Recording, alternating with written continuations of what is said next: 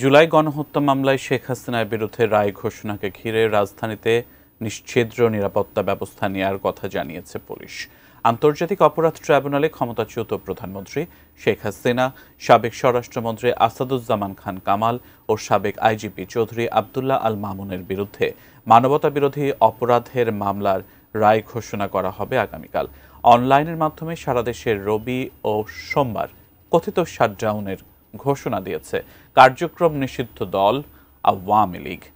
এর মধ্যে রাজধানীতে কয়েকটি স্থানে ককটেল বিস্ফোরণ ও গণপরিবহনে আগুন দিয়েছে দলটি।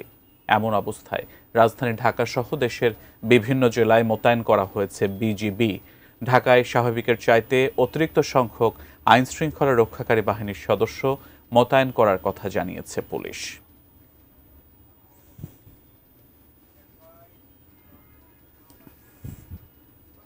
এর জন্য নিশ্ছিদ্র নিরাপত্তা ব্যবস্থা সাজিয়েছি। এটা আমি জনসাধারণকে, বিশেষ করে ঢাকা মহানগরবাসীকে আশ্বস্ত করতে চাই, ঢাকা মেট্রোপলিটন পুলিশ সব কিছু বিবেচনা রেখে তার জনবল এবং লজিস্টিক্স সেগুলো সর্বোত্তম ব্যবহারের মাধ্যমে আপনাদের জানমালের নিরাপত্তা নিশ্চিত করবে এবং সাথে সাথে নগরের আইনশৃঙ্খলা পরিস্থিতি সমুন্নত রাখবে।